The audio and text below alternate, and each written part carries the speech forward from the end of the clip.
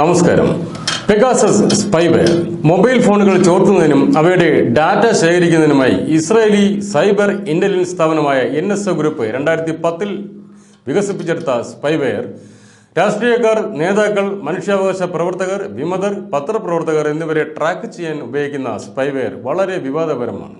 Washington പോസ്റ്റും മനുഷ്യാവകാശ ലാഭേച്ഛയില്ലാതെ പ്രവർത്തിക്കുന്ന ആംനെസ്റ്റി ഇന്റർനാഷണലും പെഗാസസ് എന്നറിയപ്പെടുന്ന സ്പൈവെയർ ഇൻസ്റ്റൻസ് തുടർന്നും ഉപയോഗത്തിലുണ്ടെന്ന് ആരോപിച്ചു. ഈ അവസരത്തിൽ ഇന്ത്യയിലെ മാധ്യമ പ്രവർത്തകരെയാണ് ലക്ഷ്യം വയ്ക്കുന്നത് എന്നാണ് ഒടുവിലത്തെ റിപ്പോർട്ട്. പിന്നീടുള്ള സംഘടനയുടെ സെക്യൂരിറ്റി ലാബിൽ നിന്നുള്ള പുതിയ ഡാറ്റയുടെ അടിസ്ഥാനത്തിൽ ഓൺലൈൻ ന്യൂസ് പോർട്ടലിന്റെ സ്ഥാപക editor Siddharth Varadarajan, organised crime and corruption report പ്രോജക്ടിന്റെ സൗത്ത് ഏഷ്യ എഡിറ്റർ ആനന്ദ് മഗ്നാലെ എന്നിവരുടെ ഫോണുകളാണെന്ന് രണ്ട് സംഘടനകളും പറഞ്ഞു.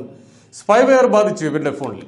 ഫോറൻസിക് വിശകലനത്തെ തുടർന്ന് 2023 ഒക്ടോബറിൽ ആരോപണ വിധേയമായ നുഴഞ്ഞുകയറ്റം തിരിച്ചറിഞ്ഞു ഫോൺ നിർമ്മാതാക്കളായ ആപ്പിൾ ചില പാർലമെന്റ് അംഗങ്ങൾ ഉൾപ്പെടെയുള്ള ഉപഭോക്താക്കൾക്ക് സുരക്ഷാ അറിയിപ്പുകൾ നൽകിയതിനു ശേഷം അവരുടെ ഐഫോണുകൾ സ്റ്റേറ്റ് സ്പോൺസർ ചെയ്ത ആക്രമണകാരികൾ ലക്ഷ്യമിടുന്നുവെന്ന്. ഒക്ടോബറിൽ MP-മാർ ഉൾപ്പെടെയുള്ള ചില ഐഫോൺ ഉപയോക്താക്കൾക്ക് ആപ്പിൾ സുരക്ഷാ അറിയിപ്പ് നൽകിയതിനു ശേഷം ആംനസ്റ്റി ഇന്റർനാഷണലിന്റെ സെക്യൂരിറ്റി ലാബിലെ ഗവേഷകർ വരദരാജന്റെയും മഗ്നാലെയുടെയും ഉൾപ്പെടെയുള്ള രോഗബാധിതരായവരുടെ ഉപകരണങ്ങൾ വിശകലനം ചെയ്തു. അവരുടെ പരിശോധനയുടെ അവസാനം അവരുടെ ഉപകരണങ്ങളിൽ പെഗാസസിന്റെ പ്രവർത്തനത്തിന്റെ സൂചനകൾ കണ്ടെത്തിയതായി അവർ തന്നെ റിപ്പോർട്ട് ചെയ്തു. വിവാദമായ പെഗാസസ് സ്പൈവെയർ ഹാക്കിങ്ങിന്റെ പുതിയ സന്ദർഭങ്ങളിൽ കുറഞ്ഞത് 2 ഇന്ത്യൻ മാധ്യമ പ്രവർത്തകരെയെങ്കിലും ടാർഗറ്റ് ചെയ്തതായി കണ്ടെത്തി. ആംനസ്റ്റി ഇന്റർനാഷണലിന്റെ അന്വേഷണത്തിൽ ഡിസംബർ 28 വ്യാഴാഴ്ച വെളിപ്പെടുത്തിയതാണ് കാര്യം. ഇസ്രായേലി സ്ഥാപനമായ NSO ഗ്രൂപ്പ് വികസിപ്പിച്ചെടുത്ത അത്യാധുനിക സ്പൈവെയർ ഐഫോണുകളെ ടാർഗറ്റ് ചെയ്യാൻ ഉപയോഗിച്ചതായി ആംനസ്റ്റി ഒരു ബ്ലോഗ് പോസ്റ്റിൽ പറഞ്ഞു.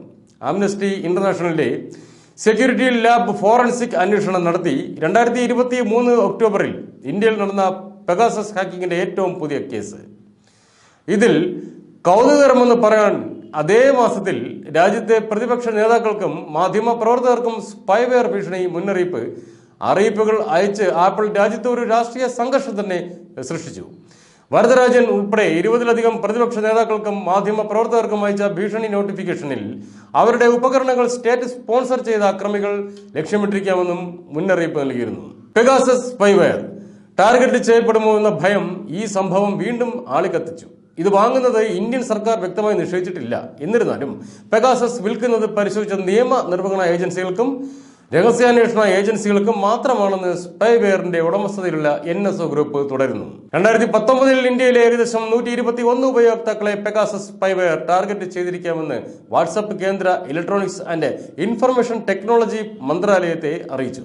2021 16 വാർത്താ ഓർഗനൈസേഷനുകളുടെ ഒരു കൺസോർഷ്യം പെഗാസസ് പ്രോജക്ട് പ്രസിദ്ധീകരിച്ചു. ലോകമെമ്പാടുമുള്ള മറ്റ് ലക്ഷ്യങ്ങൾക്കിടയിൽ മാധ്യമപ്രവർത്തകർ, ആക്ടിവിസ്റ്റുകൾ, രാഷ്ട്രീയക്കാർ, ഉദ്യോഗസ്ഥർ, വ്യവസായികൾ എന്നിവരുൾപ്പെടെ 300-ലധികം ഇന്ത്യക്കാരെ NSO ഗ്രൂപ്പിന്റെ പെഗാസസ് സ്പൈവെയർ ടാർഗറ്റ് ചെയ്യാൻ സാധ്യതയുള്ളതായി കണ്ടെത്തി.